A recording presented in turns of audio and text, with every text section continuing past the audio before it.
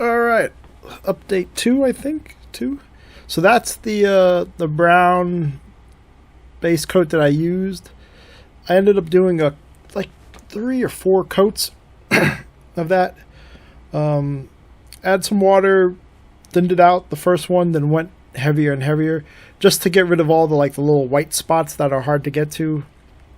You know, even with the fucking computer, even with the the drywall mud, as flat as you try to make it, there's always tiny little air pockets in there, and so sometimes the paint doesn't fall into those pockets when it's drying. So you could see like little white specks everywhere. So you just have to do a couple coats. So it's going to take about, for a table like this with a lot of drywall mud, it's going to take about 3 coats, and you're going to have to thin that shit down. So here are the tiger's teeth. I just painted them gray, then I did a black wash on them, and then I used a super light gray and just dried brush, but I just kept rubbing it in. So you go in really dry, and then you get it bright like this. But then you can see all like the holes and stuff have the black coming out. It's a little hard to see on the camera. It doesn't show up too well. But it looks like real like dragon's teeth that were like left out in the real world for a while. I mean, kind of aged. They got the cracks and shit all in them. I'm really happy the way they turned out. Yeah, it's a little hard to see in the camera all the details and shit because the light in the room's a little powerful. But you can see all like on the brown mud itself, you can see all those little white holes. I end up doing those 2 more coats, definitely of the dark brown later.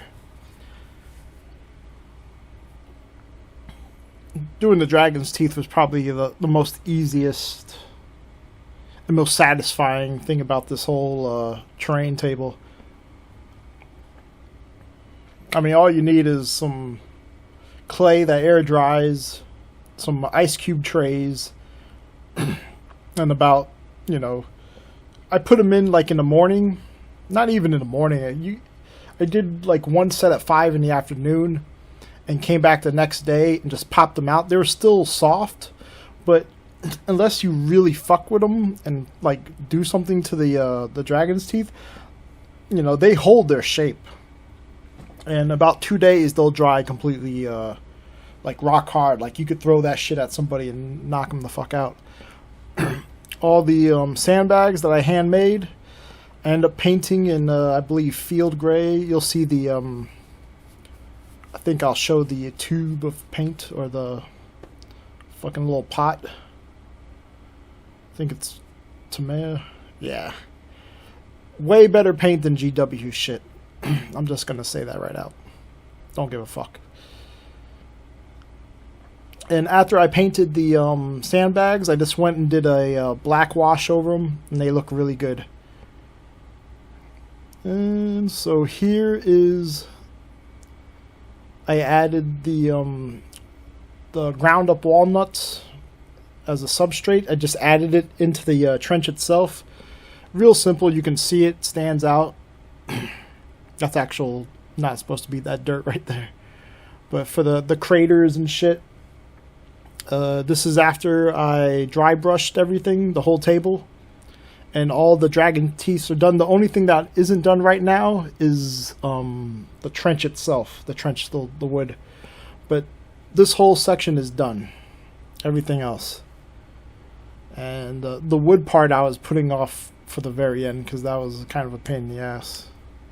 That was probably the hardest thing, cutting all those planks and shoving them in there and making all the sandbags. That sucked. But the dry brushing and shit probably took like maybe 5 minutes, real quick.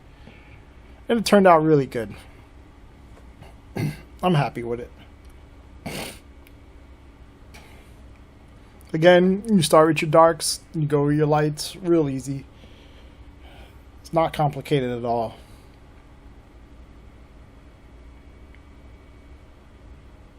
And if you want to darken some spots, just go easy on the dry brushing.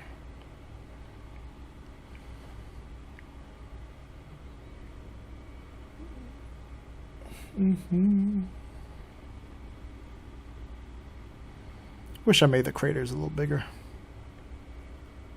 And now that 9th edition has, yeah, what is it, 9th edition coming out? Now that it's gone back to the 4x8 table, I am planning on getting rid of this fucking table. And the setup, unfortunately. I'll probably like sell it or give it to one of my fucking friends. But I'm definitely going to go with a fucking 4x8 table. Having those 2 extra square feet, playing 40k, is a lot fucking better. So here I painted the wood. And then I did a light coat on all the substrate that I put in the actual wooden trench. That's why it's got like a muddy brown, a little bit of a red tint to it. And the wood has like a little bit of a yellow tint to it. And I'm going to show you the colors I used.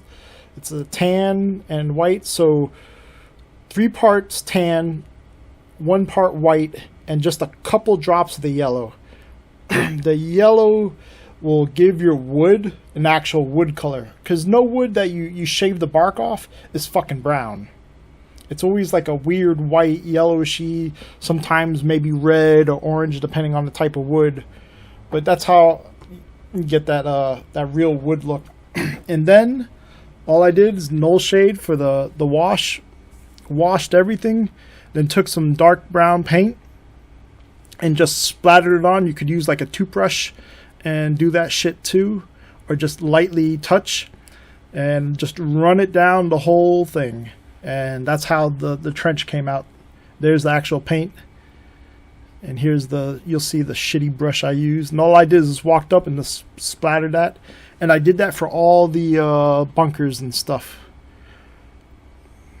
which added like a lot more detail, because everything would be covered in fucking mud. You have craters everywhere from explosions and artillery and all that shit. There'd be mud everywhere, so making it nice and dirty. And then I hit up the sandbags a little bit more. I'm happy with I think the trenches turned out to be probably like the most realistic looking. But man, was it a fucking pain in the ass. That took several days just to cut the wood and shit. Not fun. And I like how the concrete buildings and the bunkers turned out really good. But not done yet. And there will be I think update part 3 coming soon when I get around to it. So have a good day. Take care.